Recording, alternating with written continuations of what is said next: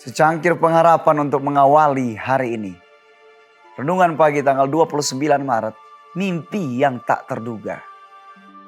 Wahyu 21 ayat 3. Lihatlah kemah Allah ada di tengah-tengah manusia, dan ia akan diam bersama-sama dengan mereka.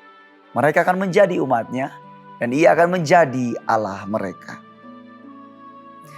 Sementara kita memikirkan tentang nyanyian-nyanyian Advent mula-mula, mari kita lihat kehidupan Annie Smith yang singkat tetapi produktif. Yang memiliki 3 nyanyian pujian dalam buku nyanyian gereja Mesih Advent hari ke-7. How Far From Home? Oh, berapa jauh dari rumah? Lagu Sion edisi lengkap nomor 370. Long Upon the Mountains atau Gunung Menggembara dalam lagu Sion edisi lengkap nomor 382.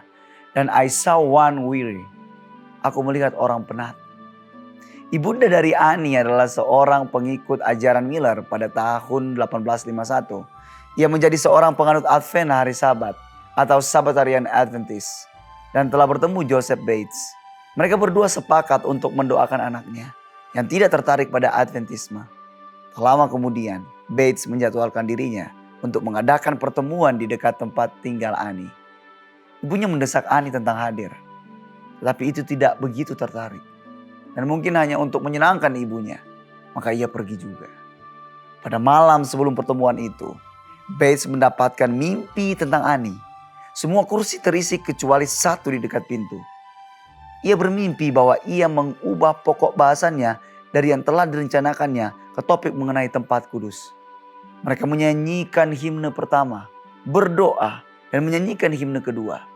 Dan tepat ketika ia membuka Alkitabnya dan membaca sampai 2300 petang dan pagi, lalu tempat kudus itu akan dipulihkan.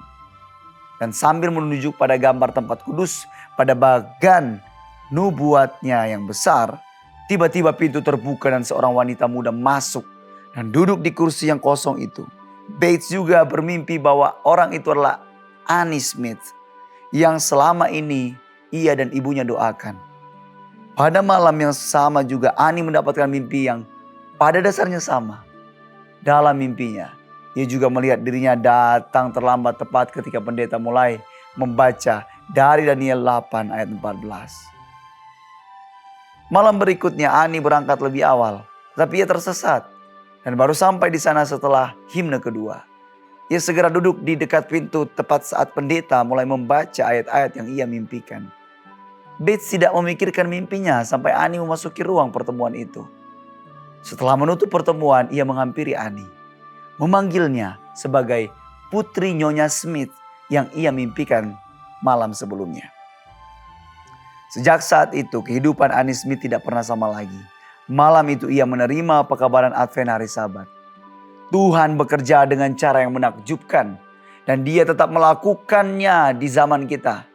Kita semua memiliki orang-orang terkasih yang perlu lebih menyadari sepenuhnya akan kasih dan kepedulian Tuhan.